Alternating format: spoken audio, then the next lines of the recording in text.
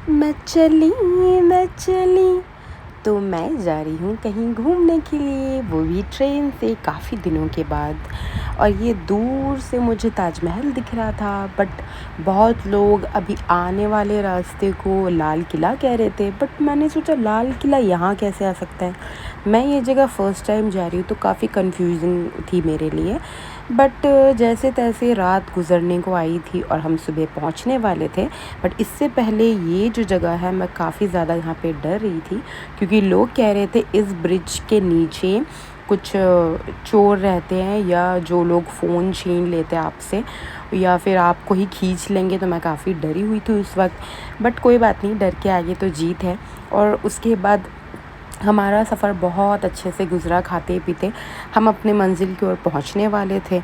और उसके बाद फिर हम पहुँच गए तो फ्रेशन अप हो गए। दिन का वक्त शुरू हो गया था, बट सुबह हो गई थी जब हम लोग पहुँचे। वहाँ पहुँचने के बाद मैं जल्दी से फ्रेशन अप हुई। रूम ढूँढने में थोड़ा मुझे वक्त लगा। तो जी हाँ, हम पहुँच गए थे अजमेर। और उसके बाद मैं यहाँ पे अपनी तस्वीर खींचती हुई, क्योंकि मुझे बहुत अच्छा लगता है जब मैं नए नए कपड़े पहनती हूँ और कोई नई जगह जाती हूँ। उसके बाद फिर हम यहाँ पे गए 2.5 दिन का झोपड़ा। इसे 2.5 दिन का झोपड़ा क्यों कहा जाता है, आप मुझे कमेंट बॉक्स में ज़रूर बताइएगा। तो यहाँ पे हमने एक्सप्लोर की और यहाँ की डिज़ाइन भी काफ़ी खूबसूरत थी। तो अब लोग कहेंगे कि ये तो खाली मैदान दिख रही है। इसके दीवारों पे अरबिक में जो लिखा हुआ था, मुझे वो चीज़ बहुत अच्छा लगा। उसके बाद नमाज़ की यहाँ पे वक्त हो गई, तो हमने अपनी नमाज़ अदा की। और यहाँ पे एज़ सच कुछ खाने को मिल नहीं रहा था। अगर आपको कुछ खाना है तो सीढ़ियों से नीचे उतर के उसके बाद जूस वगैरह का दुकान था, तो आप यहाँ से ले सकते हो। और मैं स्लोमो में अपना दुपट्टे को लहराते हुई, पसीने से मैं भीग चुकी थी, बट फ्लॉन्ट करना भी तो ज़रूरी है। और ये जगह मुझे देखते ही बाजीराव मस्तानी की और पद्मावत की, ये सब मूवी की मुझे याद आ गई थी, क्योंकि ये वैसे ही थी और मुझे बहुत ज़्यादा अच्छा लग रहा था। यहाँ पे भी कुछ लोग फ़ोटोशूट अपना करवा रहे थे और मुझे ज़ोर ज़ोर से गाना गाने का दिल कर रहा था, बट हिम्मत नहीं जुटा पाई मैं, क्योंकि मेरे पीछे कुछ लोग नमाज़ पढ़ रहे थे और यहाँ पे मैं भी पोज़ देकर खड़ी हो गई।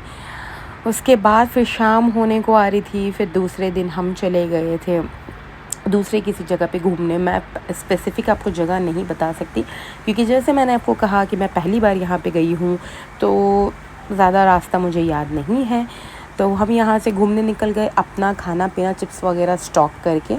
और मेरे साथ मेरे फैमिली मेम्बर्स भी थे, बट जो लोग बहुत ज़्यादा सोशल मीडिया यूज़ नहीं करते और उन्हें सोशल मीडिया में आने का भी कोई शौक़ नहीं है, इसीलिए मैं आपको उन लोगों को नहीं दिखा सकती, बट मैं ख़ुद को ज़रूर दिखाऊँगी ही। यहाँ पे काफ़ी ज़्यादा पेड़ पौधे और पीछे की तरफ कुछ माउंटेन्स थे जो बहुत ज़्यादा अच्छे लग रहे थे। ये देखिए, मैं आपकी दोस्त होस्ट कुछ भी कह लो। तो यहाँ पे काफ़ी लंबा सफ़र था, धूप बहुत ज़्यादा आ रही थी, इसलिए मैं अपने पैर वैर को अच्छे से मोड़ के, जिससे मुझे एसी का हवा मिल सके, ऐसा कुछ जुगाड़ लगा के मैं बैठ गई। और धूप आप देख ही सकते हो, बिल्कुल मेरे शक्ल पे लग रही थी स्ट्रेट आकर। मैंने बोला कि ये मुझे सनस्क्रीन रीअप्लाई करने के लिए ही मैं यहाँ पे आई हूँ, इतना ज़्यादा सनस्क्रीन लेके। वो अच्छा हुआ कि मैंने स्टॉक कर लिया। तो यहाँ की रास्ते जो है वो काफ़ी अच्छे हैं, कुछ जगह पे अंडर डेवलप थी, बट ओवरऑल सही था एक्सपीरियंस। और फिर उसके बाद हम ये जा रहे ऊंचाई की ओर। ऊंचाई से मतलब है कि हम जा रहे थे ताड़ागढ़ पहाड़। इतनी ऊंची तो हम चल नहीं सकते, तो इसलिए हमने कार वाली रूट को चूज़ किया। जैसे ही ऊपर की तरफ जा रहे थे, यहाँ पे देखिए शहर छोटा होते जा रहा था।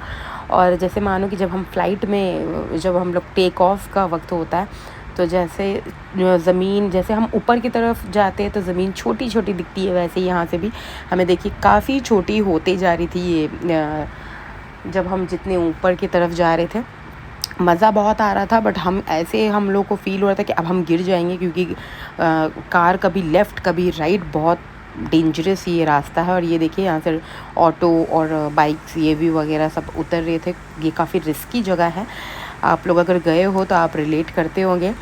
और हमारे साथ जो कार वाले भैया जो ड्राइव कर रहे थे, मैंने उनको बहुत ज़्यादा थैंक यू बोला, क्योंकि ये ऐसा मुझे फ़ील हो रहा था कि ये नीचे की तरफ खींच रहे हैं कार, और हम ऊपर की तरफ जा रहे थे, ऑपोजिट डायरेक्शन में जा रहे थे। तो बहुत ज़्यादा ये रिस्की था। बट अगर आपने मेरी वीडियो को यहाँ तक देखा है तो चैनल को सब्सक्राइब करना बिल्कुल मत भूलिएगा। गई थी कॉफ़ी चाय, जो कि जिसके बिना मैं रह नहीं सकती।